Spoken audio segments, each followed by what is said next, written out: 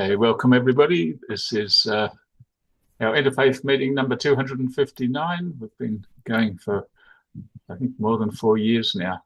And somehow Vasantha's finding bright new speakers every week. And a little later, I'll properly introduce our tonight's presenter, Dr. Uma Srinivasan, who will talk on glimpses of Upanishads and universal divinity. So I'm looking forward to that. And just before we begin, a reminder to just put your common name on the screen. I think you all have, and use the reaction button to raise your hand when it's time for asking questions. Otherwise, it's best to stay muted. A reminder that we're here to learn, to change, and to grow in our perception and understanding of reality. And we're learning from each other, primarily from the presenter. And this is a quote which helps us remember the importance of unity. Instead of starting with points of difference, we look for points of unity. So whether through deeds or words, the merit of your every contribution to social well-being lies first in your resolute commitment to discover that precious point of unity, where contrasting perspectives overlap and around which contending peoples can coalesce.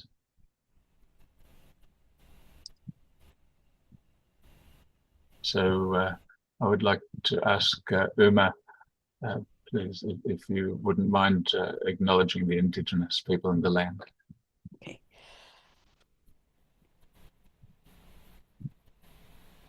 I would like to begin by acknowledging the traditional custodians of the land on which we are all gathered today, and pay my respects to elders past, present, and emerging. I recognize their connection to country and their role in caring and maintaining country. Over thousands of years, they have been custodians and looking after this country for us. May their strength and wisdom be with us today. We acknowledge Aboriginal and Torres Strait Islander tribes were the first sovereign nations of the Australian continent. The Gadigal of the Eora Nation are the traditional custodians of this place we now call Sydney, and Wongal people are traditional owners of Burwood and Rhodes, where I am based. Thank you, Uma.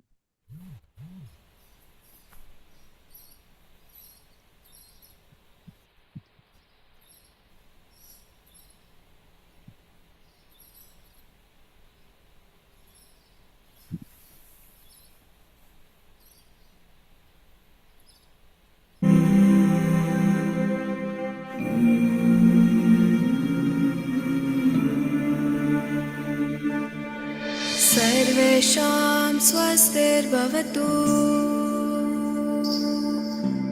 सर्वेषां शान्तिर्भवतु सर्वेषां पूर्णं भवतु सर्वेषां मङ्गलं भवतु सर्वेषां स्वस्तिर्भवतु सर्वेषां शान्तिर्भवतु सर्वेषां पूर्णं भवतु सर्वेषां मङ्गलं भवतु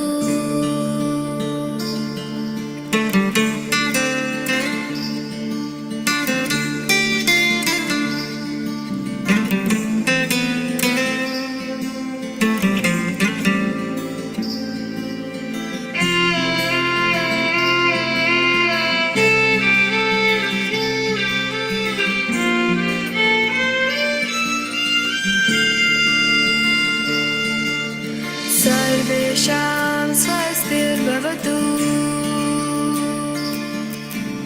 सर्वेषां शान्तिर्भवतु सर्वेषां पूर्णं भवतु सर्वेषां मङ्गलं भवतु सर्वेषां स्वस्तिर्भवतु सर्वेषां शान्तिर्भवतु सर्वेषां पूर्णं भवतु सर्वेषां मङ्गलं भवतु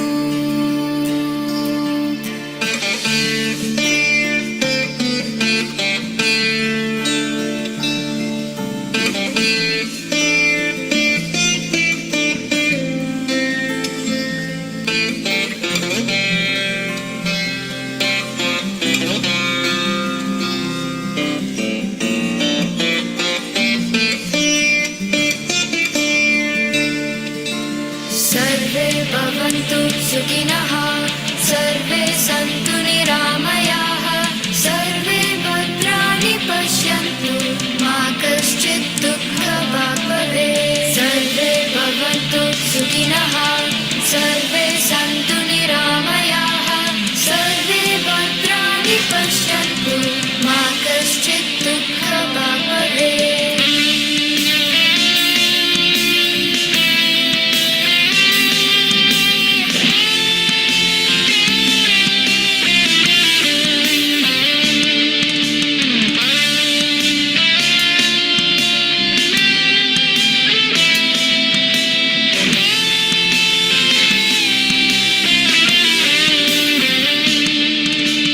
सर्वे भवन्तु सुखिनः सर्वे सन्तु निरामयाः सर्वे भद्राणि पश्यन्तु मा कश्चित् दुःखभाग् भवेत् सर्वे भवन्तु सुखिनः सर्वे सन्तु निरामयाः सर्वे भद्राणि पश्यन्तु मा कश्चित् दुःखभाग् भवेत्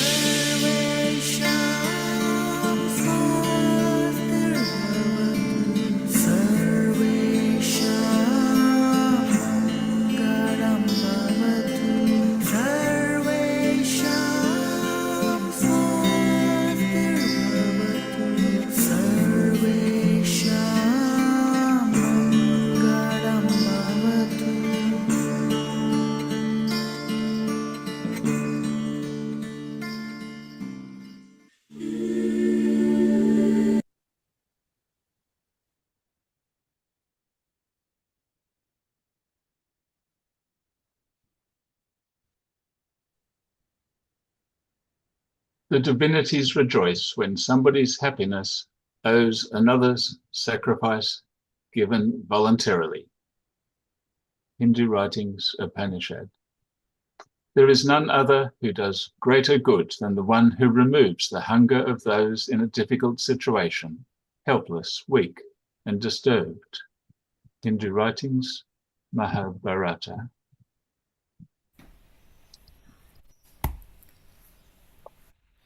I praise with my thought, word and action, good thoughts, good words and good deeds. I entertain all good thoughts, good words and good deeds. I shun all evil thoughts, evil words and evil deeds. Yea, Amashapans, I offer you praise and homage with my thoughts, words and actions, with my conscience, with my very body and soul. Zoroastrian Writings, Yasna 11.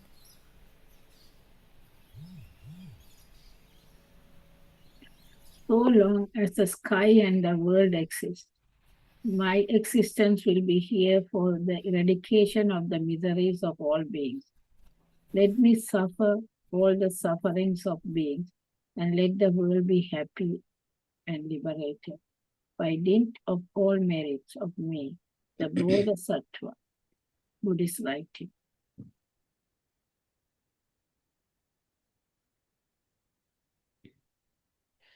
And now, O Israel, what does the Lord your God demand of you? Only this, to revere the Lord your God, to walk only in his paths, to love him, and to serve the Lord your God with all your heart and soul, keeping the Lord's commandments and laws, which I enjoin upon you today for your good. Jewish writings, the Tanakh.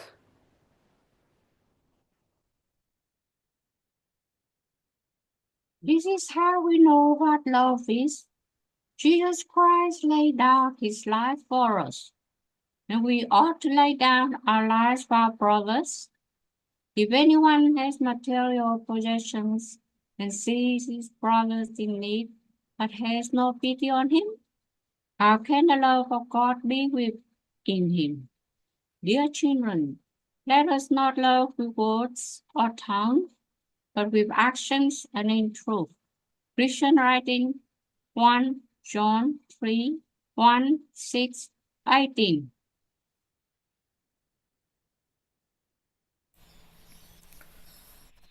They ask you, O prophet, in what way they should donate. Say, whatever donations you give are for parents, relatives, orphans, the poor, and needy travellers. Whatever good you do is certainly well known to Allah. Islamic writings, the Quran 2:215.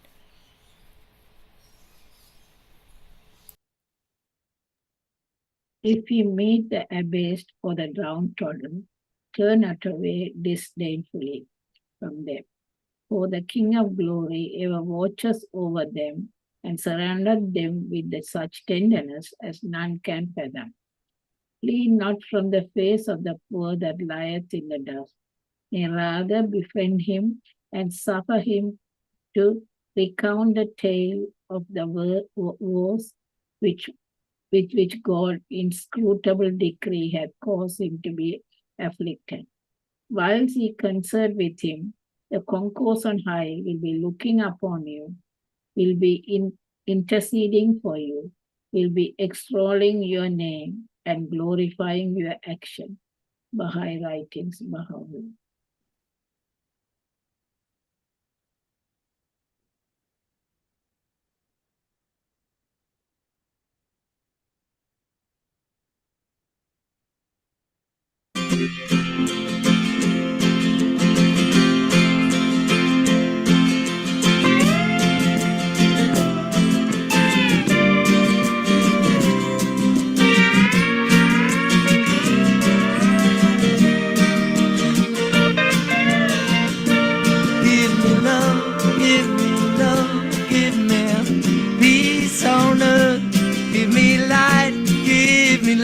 Keep me free from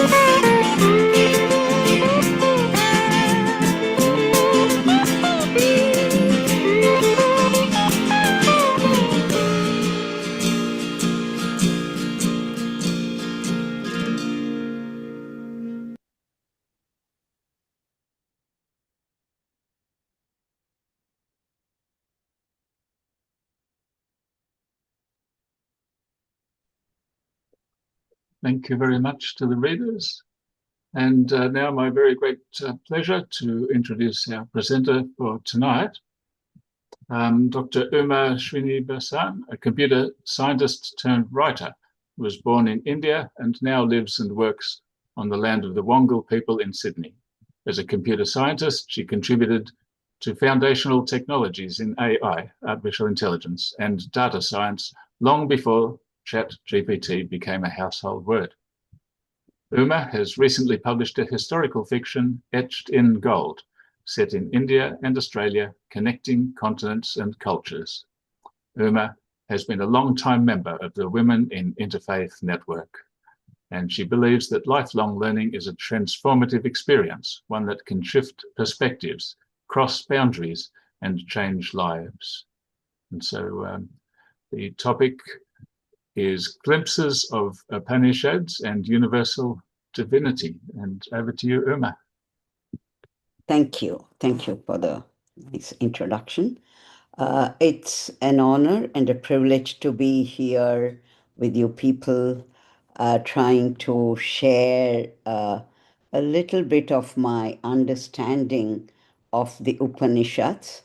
I'm not a qualified teacher of something as profound as the Upanishads, but I will just share little glimpses which I have understood and which I'm just here to share with you all.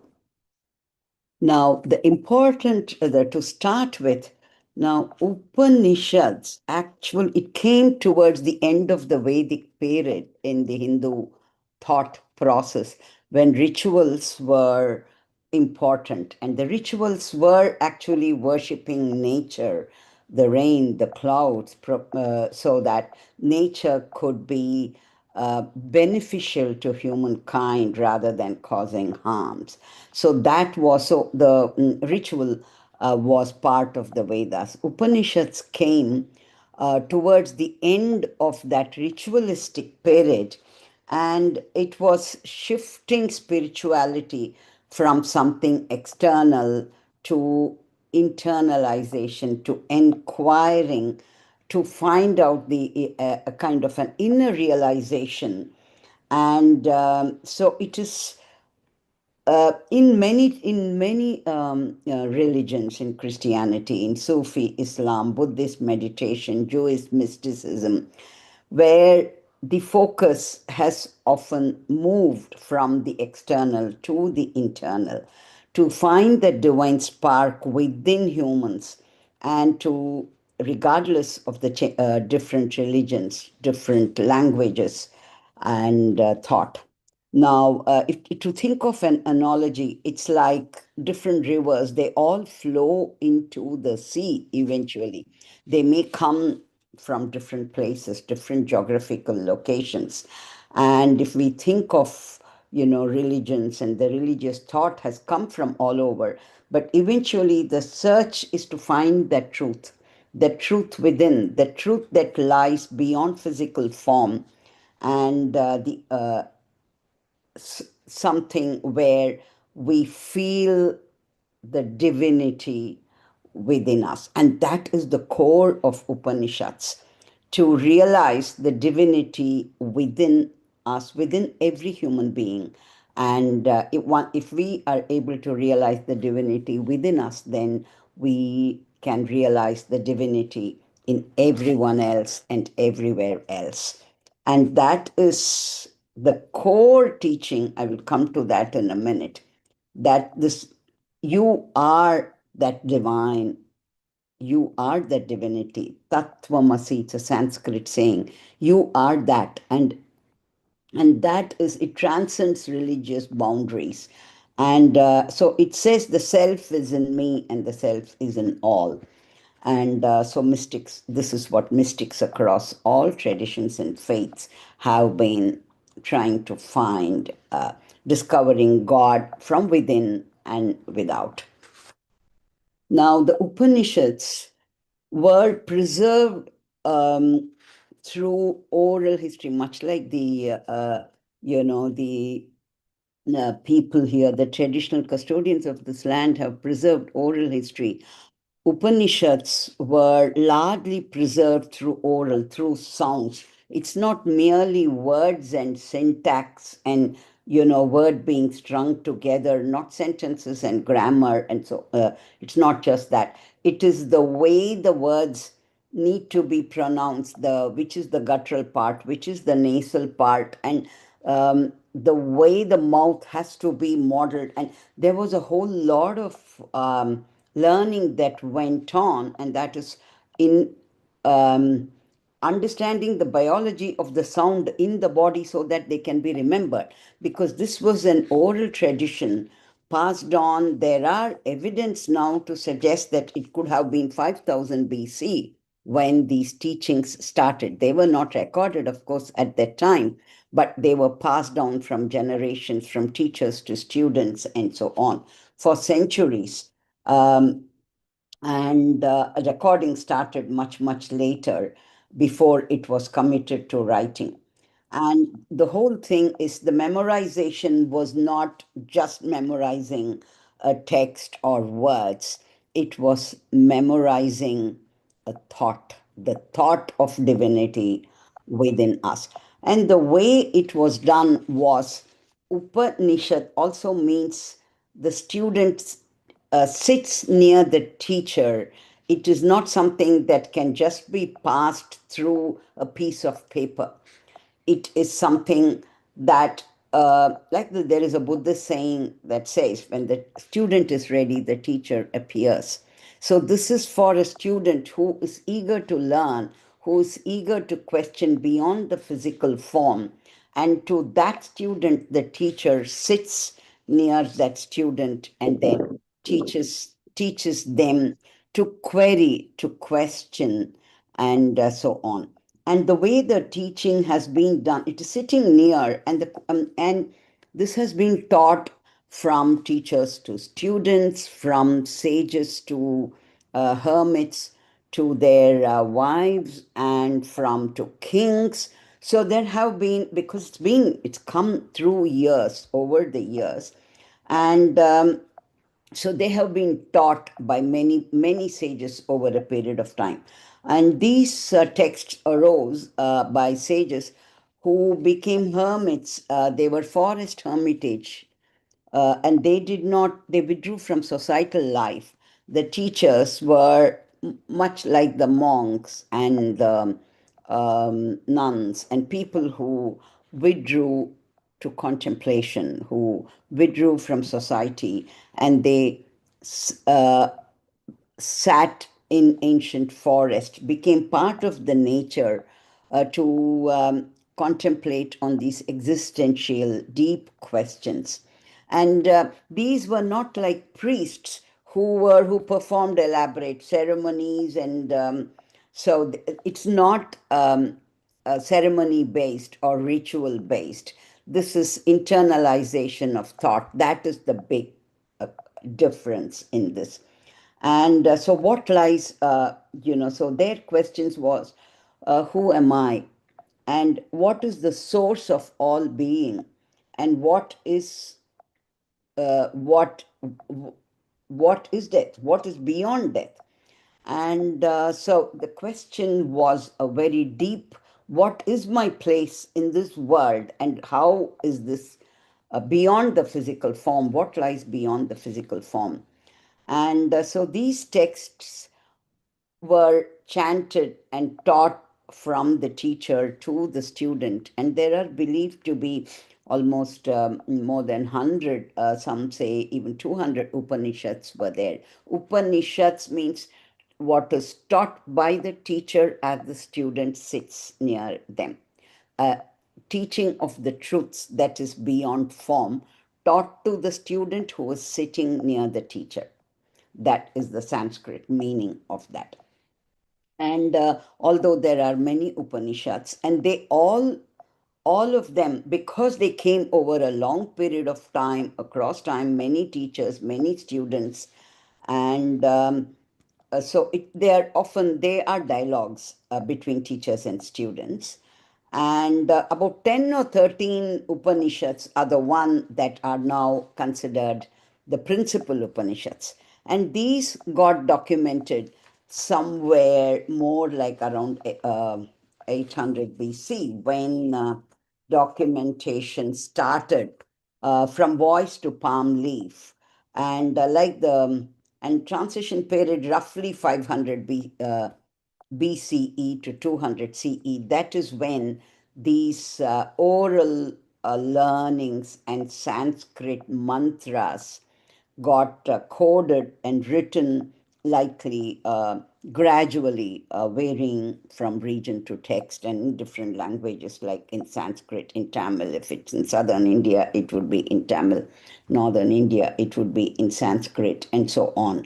And this kind of coincided with the development of the Brahmi script and the Buddhism's influence in recording teachings on palm leaves and birch bark, and the practical need to preserve the increasingly complex philosophical arguments.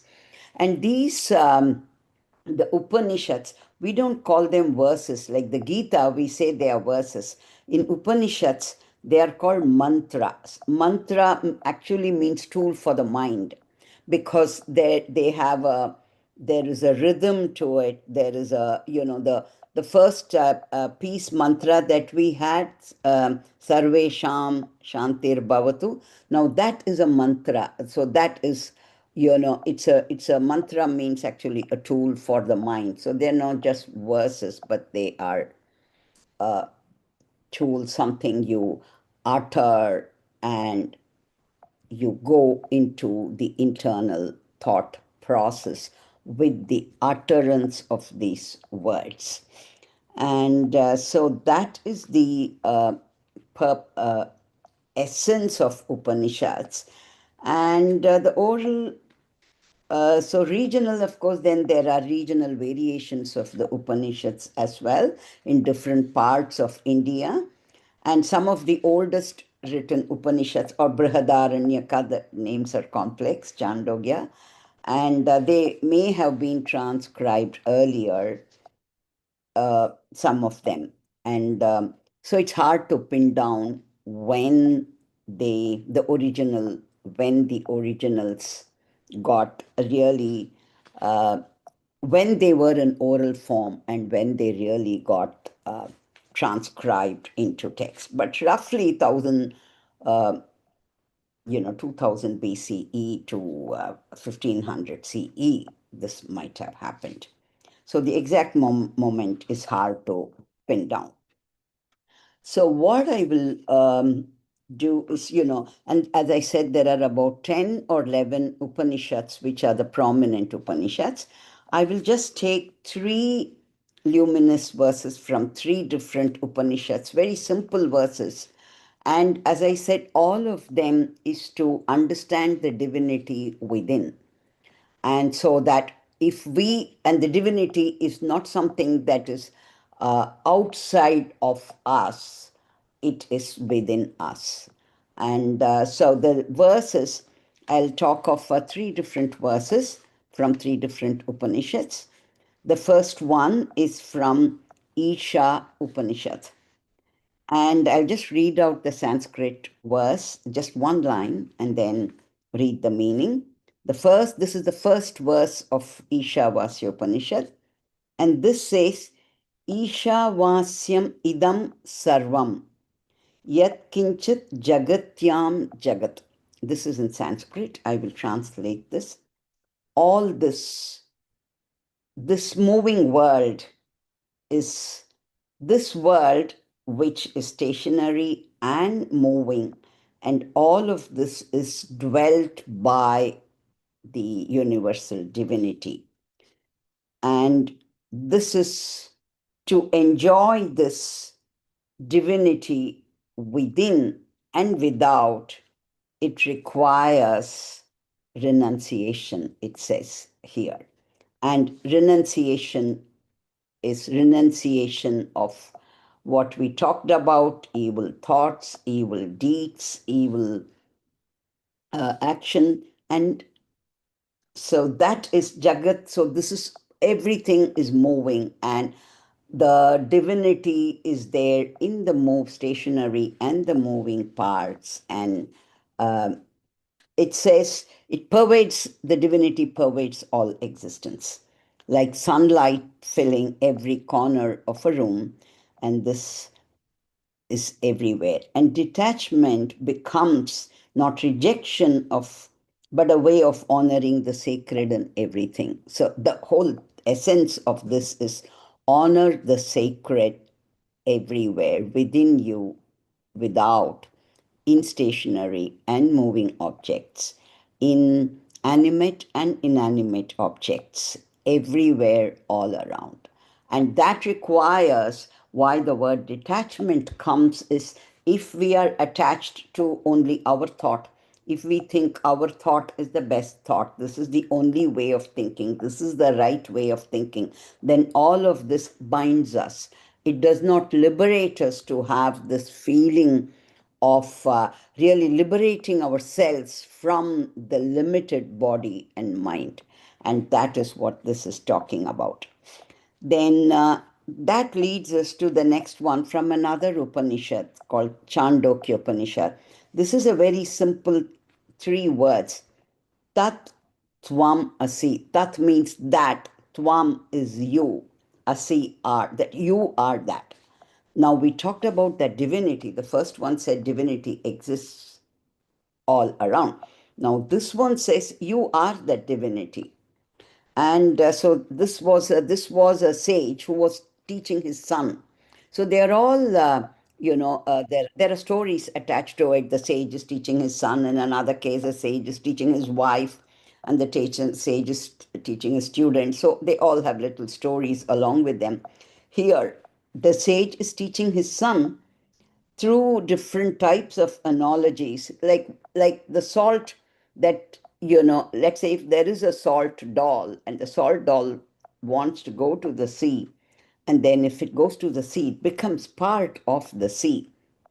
And so the invisible essence, so you are part of that. So the sustaining is the what is out there is what is within. So the essence of the self is what is the essence of the universe. And the student is not separate from the divine, that it is the ultimate reality, and the body is a temporary form. And then in Mandukya Upanishad, it goes to the next thing. Here we said, you are that.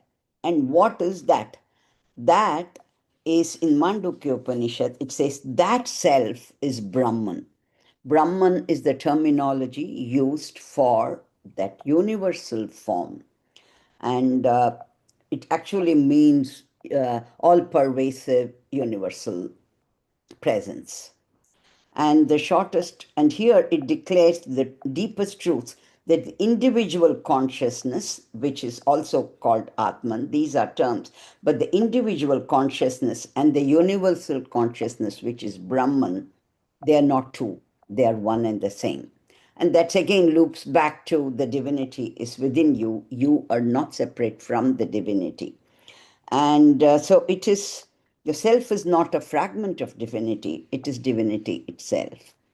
And experiencing through countless forms. The forms are there to perform, to experience the divinity. It is through our mind, through a one-pointed meditation. I mean, all of us know when we were singing some of these songs, you close your eyes, you feel something beyond you can't just be rationalizing. It is beyond your thought. You feel a beautiful presence, and that is what it is about. We need to carry that thought, and that is where he says, I am Atma Brahman. So this is the universal consciousness, and the Atman and Brahman are two terms. One is the individual consciousness, Brahman is the universal. While there are two terms, eventually they merge like the salt doll. And okay, then okay, we talked about the journey of from voice to palm leaf, and more recently, so there are these books have been, no, these words have been written, and the first 10, these are all now Shankaracharya, who lived in the 6th century, has written commentaries on all these Upanishads, so they are all now available in in many here in Sydney. They're available at the Vedanta Hall, where Gayatri, you might have met Gayatri Pranamataji, so where Ramakrishna's monks and nuns are there. Their teachings are all recorded, and they are there in those bookshops, also in Ermington. So they're available now, the Upanishads and their teachings. And the way we understand this divinity or practice this divinity is quite similar to what we do in all religions. We chant, we sing, and we meditate. And the chanting Om is something that there is now enough scientific evidence that this kind of chanting um, gives us not just mental peace, there are physical uh, benefits as well to the mind, body, and the brain. And now I was just looking up just to share some of the new research that is being done, where, the breath, when we need to chant this mantra, because there is a cadence to it, there is a tonal thing.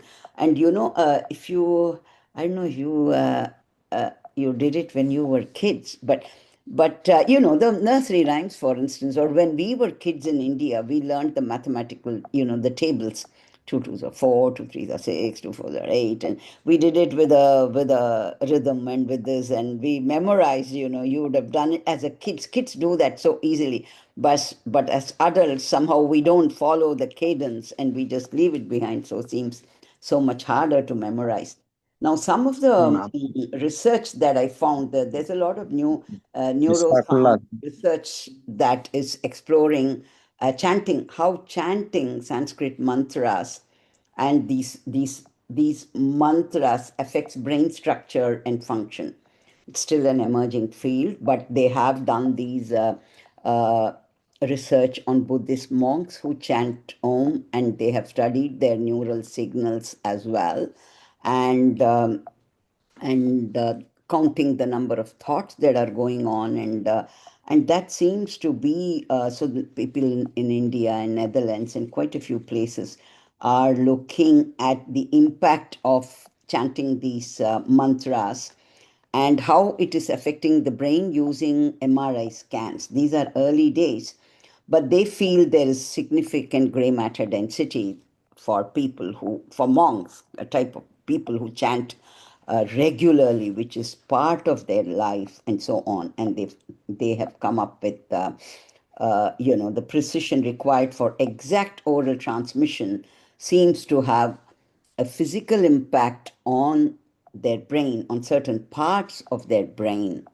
And Studies in EEG have shown that repetitive chanting can induce alpha and theta brain waves associated with relaxation and meditative awareness. I mean, all of this is to be aware of oneself and one's thoughts. Meditation allows us to examine our thoughts. You can step back, and even when you sit on meditation, when the thoughts are going all over, if they are not in whatever object or mantra we are trying to meditate, but we are still able to see that the thoughts are wandering and are able to pull them back. So that itself gives us that awareness, and that rhythmic metered nature of these Sanskrit verses with their prosody creates predictable patterns that may help synchronize neural oscillations and release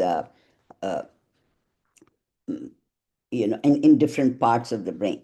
And so there are plenty of studies. I mean, these are early days, so I'm not trying to say that, but there are studies that are being performed at the neuroscience level using MRI scans and EEG on monks and people who regularly meditate, who and while they are meditating, and how the neural signals are changing. And the breath brain connection is something you may have read already. There is a beautiful book called it's just called Breath, by this person called James Nestor. And he was a journalist for New York Times. It's called Breath by James Nestor. You can look it up. That's a beautiful book. And it talks about the pranayama, the nature of breathing, and how they did a lot of studies of breathing with a clogged nose or breathing through the mouth, what happens, and breathing through the nose, alternate nose breathing, like the pranayama and so on. And then they have studied and seen how that affects the brain, and subsequently how it affects health. How it increases immunity as well. So those are just to give you an idea that those kinds of studies are going on world over. And so science is trying to measure neural activation patterns and so on. But to sum up, what it talks of is, like all religions, they talk of going beyond the form to understand something within, and that is what Upanishad says. It's like Swami Vivekananda, who has written, who's from the Ramakrishna order, he talks of this like a circle. You think of a circle, and there's a circumference, and then there is a center of the circle. And the radius of the circle, you can have innumerable radius from the circumference of the circle that comes to the center. And they can all be different thoughts, different ways, but eventually everything is converging to that truth, to understand the truth. What is the truth? What is the divinity? Surely it cannot rest in physical form, because it is infinite, it is much more, it is not limited, it is unlimited. And what is that truth? Is the path that everyone is trying to take. So the circle and the radii are a good analogy to think of all religions, all people who are exploring awareness beyond just the body and ritualistic worship, are trying to reach that truth. Who am I? Where is that divinity? And so on. And one of there is also another thing, another little saying which Shankaracharya had said, and it was in Sanskrit, it says ne iti, not this. So it's almost like through many different negations you come to the truth. Like, this is not it. It is not form. It is not body. It is not mind. It is not thought. So there is a whole negation, ne iti, neti, neti, not this, not that. And with this, and that is a humbling recognition that the ultimate reality exceeds. It is beyond definitions and dogmas. And so that invites us to hold our certainties lightly, making space for the sacred mystery that no single tradition can claim to capture completely. So let us hold our certainties lightly. Thank you very much, and happy to take any questions. Or I just took up just 3 simple verses. More there is, this is like an ocean. There is so much in there. There are, like I said, 100 Upanishads, and 108 Upanishads have been coded, and 10 in our life. My teacher, who used to teach one Upanishad, he says, if you learn one Upanishad and understand and practice, you have fulfilled your life. You have understood. So they are so vast and so big. So I do not claim to have done any justice, full justice, or anything like that. It is simply my humble presentation to share some glimpses. Thank you. Thank you very much, Vilma. That's excellent. And welcome to Moise, Kazumito, and Techno. KJ5. Techno, if you know how to rename and put your actual name there, that would be great, but welcome anyway. Thank you. Just before I go to people with who have raised their hands, I just had a quick question, because I haven't read the Upanishads, and you've told me there's 100, but there's 11 or so key ones. But how long is each Upanishad? Is it like a book, or is it like a chapter? See, some are short, like the Ishavasya Upanishad is about, that's about 15. That is the shortest. I think that's about 15. Don't remember the exact. Many of them are 100 verses, and they're long, they're big, and all of them. Then not just. I mean, in order to explain the concept, there are stories also with it. Like in one of them, Nachiketa, who's this young person, it is his dialogue with Yama. Yama is the god of death. So the entire thing, it is with the god of death. So there are stories as well. So there is stories, there are mythology and the verses. And there are lots of examples in the verses to illustrate a particular point. So the shortest, I think, is about less than 20 words, Ishavasya Upanishad. And the longer ones are all 100, so they're quite big. So simply picking up any one of them, like I was attending classes on what's called the Mundakopanishad, which is one of the ones which my teacher was saying. It is like shaving off your ignorance one by one by one. That is what it is called. He said, just learn that one, or, which will, help you see that, to discard your attachment to form and substance and go beyond that, and with lots of stories and examples. So shortest is 20, longer ones are 100 or more. I do not know the full length of all of them, but That's right. I think that's doable. If I can read a novel. One, if you pick only one, yeah, it is one of, that Mundakopanishad. That's what my teacher used to say. That is a good one. So it's about 100, but it has good examples, and it goes very rationally bit by bit. And it also talks of things like we as human beings, we can be self-aware. We have, we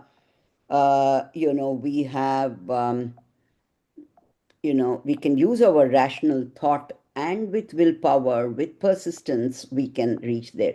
So he, or my teacher, used to say, you have emotionality, you have rationality, you have indomitable willpower.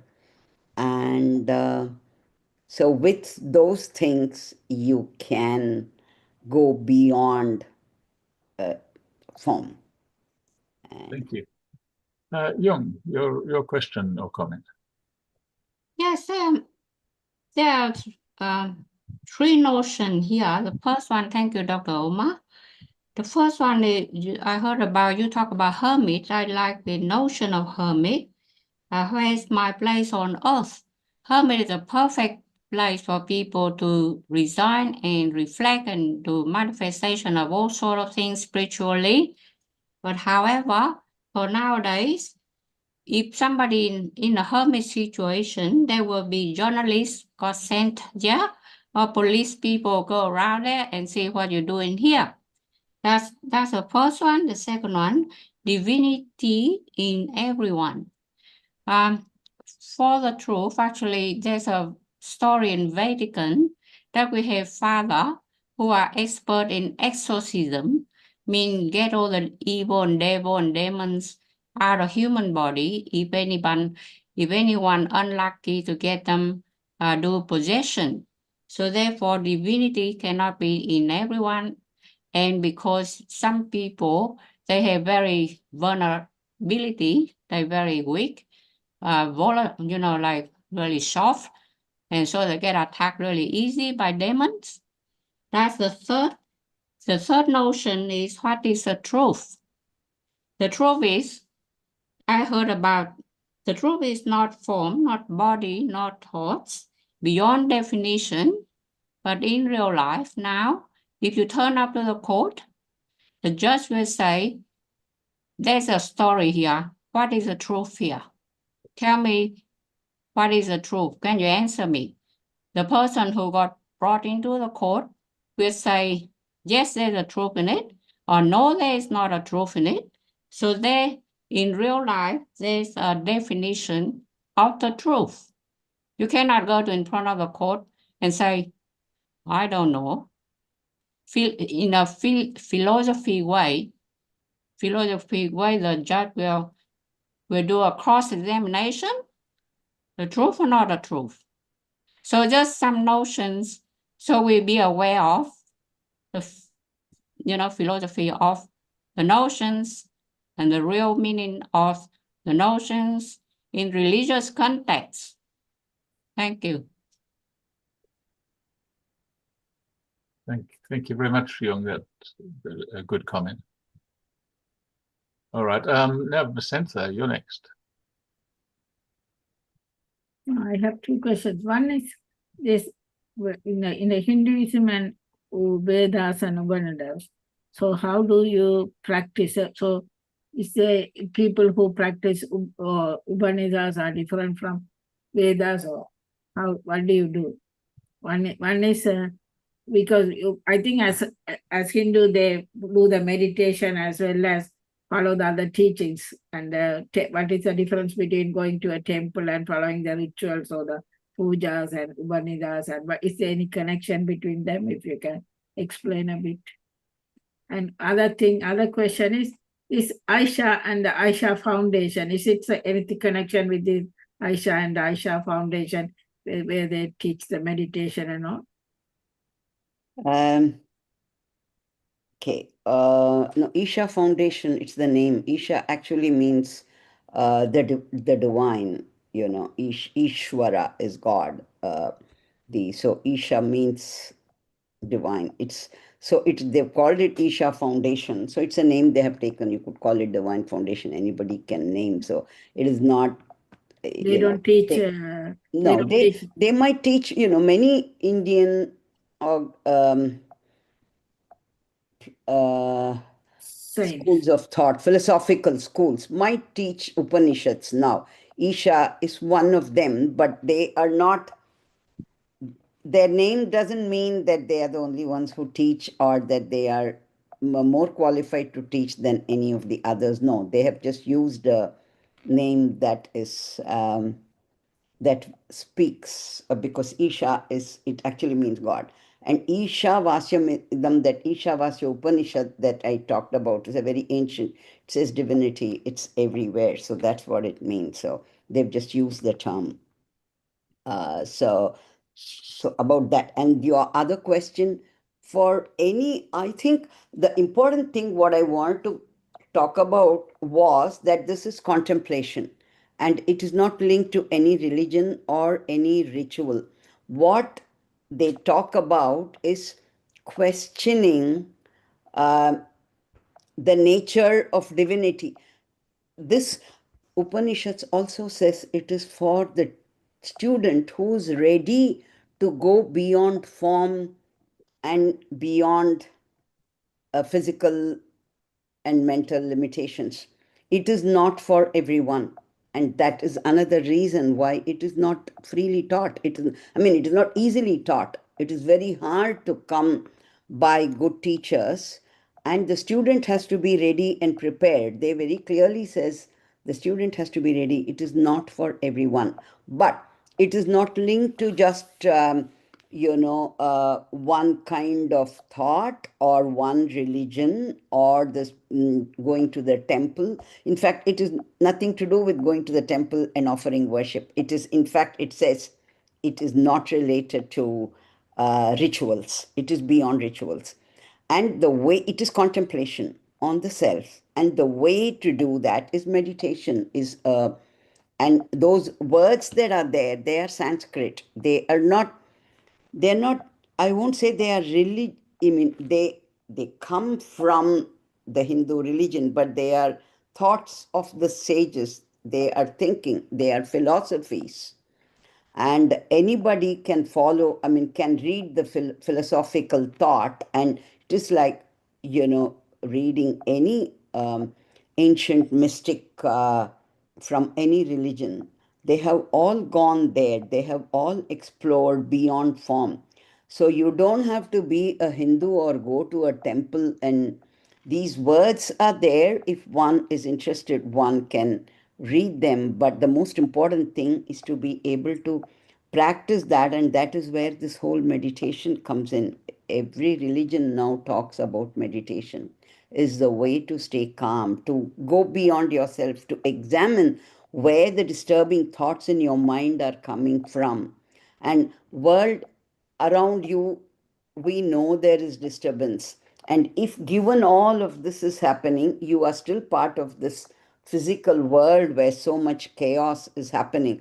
How can you still feel that divinity in spite of this world? And that comes through meditation and contemplation, no matter what religion. So it is not, you don't have to go to the temple, you don't have to, but it is wherever you are, wherever, whichever place of worship. You can go to a church and I feel beautiful presence, the music is beautiful. And you go to a mosque, and when the call for the prayer comes, close your eyes, it is beautiful. So it is to be able to relate to that. It is not, you don't have to go to the, it's nothing to do with going to a temple and praying at all, actually. Thank you.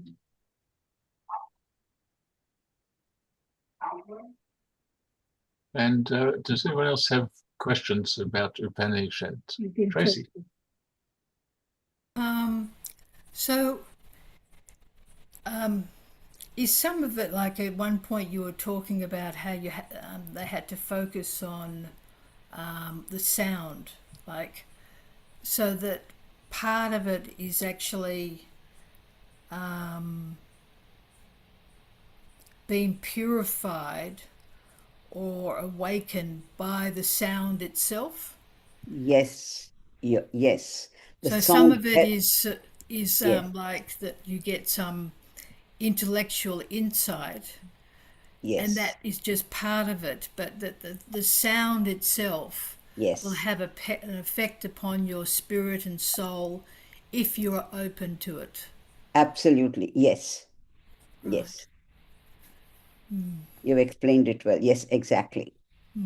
And it's sort of the relationship with the teacher, so Yes, that through your making a rapport yes, with the teacher, then something can be opened up, and yes, some realm of, that yeah, sort of another means. It's not just sort of reading it and then, yeah, okay, exactly. thank you.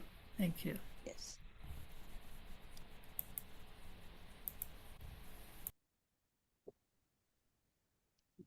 I might just ask a question. Where does the Bhagavad Gita fit into the timeline? And Krishna? See, Upanishads are older than the Bhagavad Gita, because Krishna in the Bhagavad Gita talks about the Upanishads at some point, the teachings.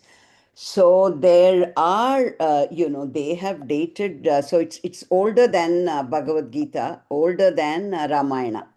So that is why they believe, some people say it's around 5000 BC, and Gita is supposed to be around, there are they have done some recent DNA and all those analysis, and they place it at 2000 BC. So Upanishads are much older than that. And Hindus recognize both works and Oh, maybe yes, some other yes, yes. books. Yeah. Yeah, because Gita tells you how to lead your life, pretty much like in every religion. What is the way of, either through devotion or through your work or through contemplation, is only one method mentioned there, life in life. How you live your life ethically, morally, productively, contributing to people, and where your life is of service to the humanity. So Gita talks about living in this world in a meaningful, ethical, productive way. But Upanishads go beyond that. Upanishads is talking of contemplation. What is this world? And who am I in this world? So it is an introspective thought beyond the physical. So Upanishads goes beyond the physical. So it's much more. So people, in the Hindu teachers would say, first you need to understand Gita before you can go to Upanishads. Upanishads are not, many people do not read the Upanishads. It is not part of daily life. I didn't grow up reading the Upanishads when I was but everybody will chant mantras more. There is a more of worships, going to the temple. There's more of physical, and then it starts with the temple. Then the Gita and Upanishads are. It's like that's the PhD of thinking. Right. Any more questions or comments? Otherwise, Yes, I am. oh, okay. Sorry, I'm so enthusiastic. Just about some theories I find down, they're not for the mass population. Like some theories, that's like you say, PhD level and beyond, especially beyond definition. So they're not for the mass population. And the main ideas is if we want to rescue people, we want to do salvation, we want to do productive, we want to bring money into their life. Now we talk about finance here. So therefore, gotta be in definition. And then therefore we say, okay, that will be more useful because we help the mass population, not only the elite.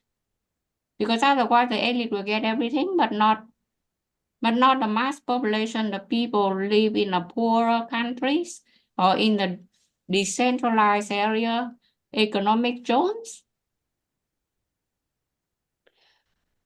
See, if you think of Maslow's hierarchy, food, clothing, and shelter are absolutely essential. Without that, to go beyond that is impossible. So in Maslow's hierarchy of needs, that is needed. You have to go through, school, middle school, high school before you go to that. So Upanishads are for when you are able to go beyond the physical limitation. So it is definitely not for everyone. I'm not saying it is for everyone. It is not an answer to people's starvation. It is not for everyone. It is to go beyond. It is for those who choose to think beyond the physical, who want to understand beyond the mind and body. It is not meant for everyone.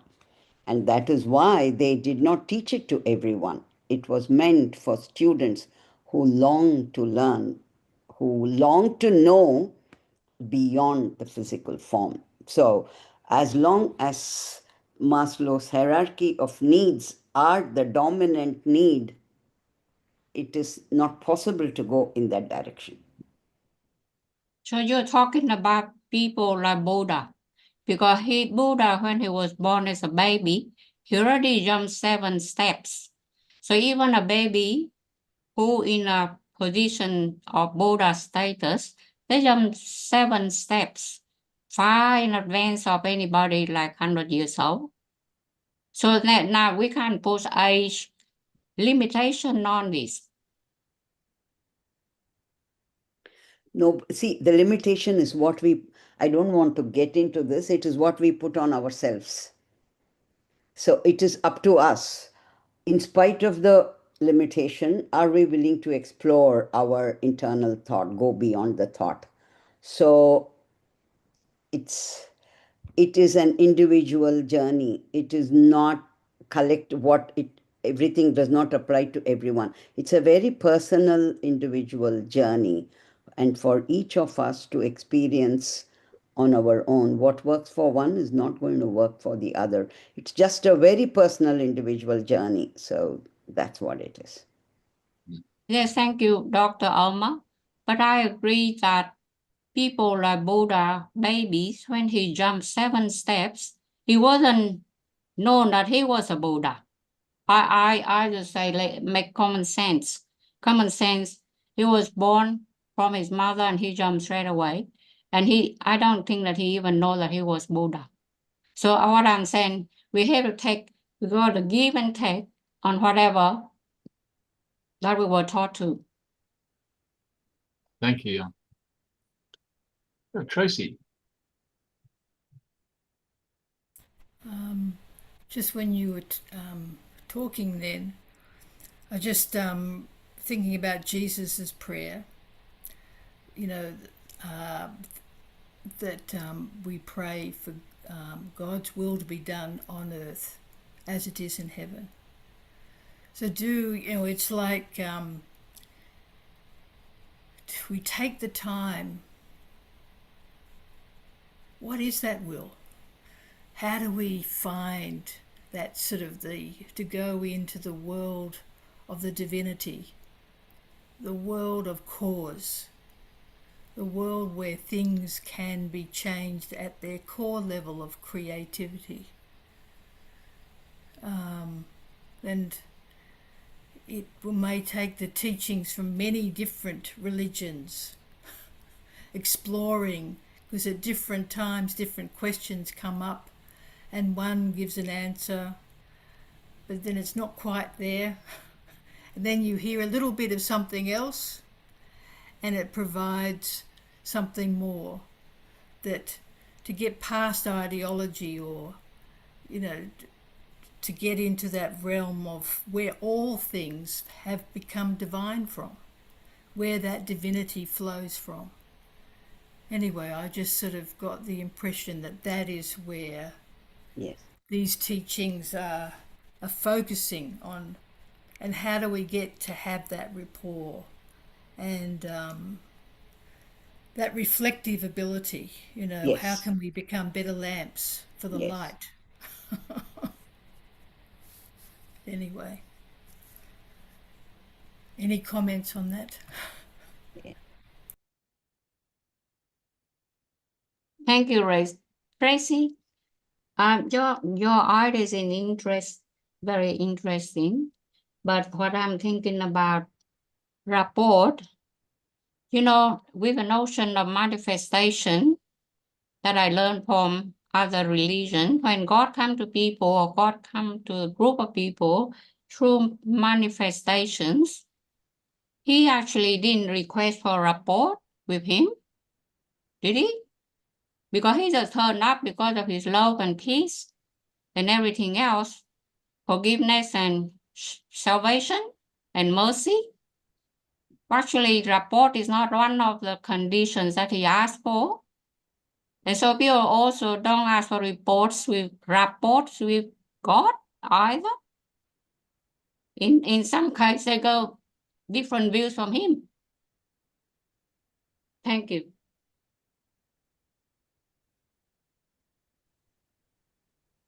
Uma, I just had another question about Atman and Brahman. I think you're saying that the self, or the individual consciousness, is divinity itself, something like that. Yes. Yeah, and that often the terminologies that gets the individual consciousness that gets referred to as Atman, and the universal consciousness gets referred to as Brahman. But eventually, when we say divinity, it's everything together. I am Atma Brahma is another saying. So this individual is that universal consciousness. So there is one mantra also, I am Atma Brahma. This Atman is Brahman. So it is, when we talk of infinity, it cannot be limited to, but the terminology, because you need to realize the divinity within, so it gets called Atman and Brahman as universal. More terminology, but they are one.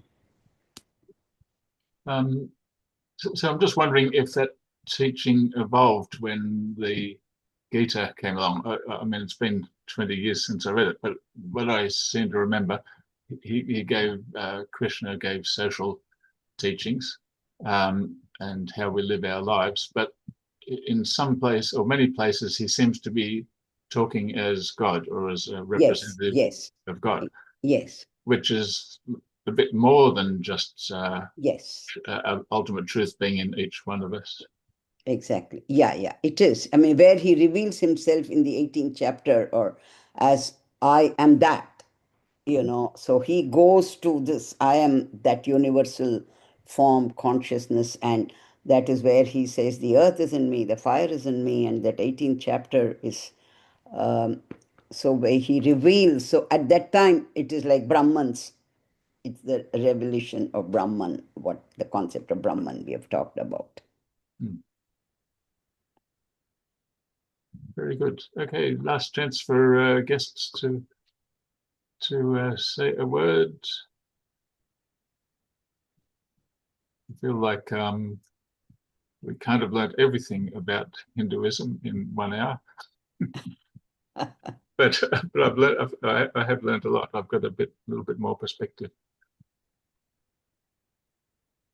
Thank you for your patience and your kind attention. I'm privileged to, as I said, just sharing my little tiny learnings, and I do not claim to be a teacher of Upanishads.